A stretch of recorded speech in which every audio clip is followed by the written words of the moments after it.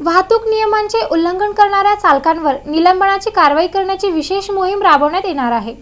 वाहतूक नियमांचं उल्लंघन करणाऱ्या वाहन चालकांचे लायसन्स अर्थात परवाने निलंबित करण्याची कारवाई करण्याकरता विशेष मोहीम राबवण्यात येणार असल्याचं सोलापूर शहर वाहतूक शाखेकडून सांगण्यात आलं आहे।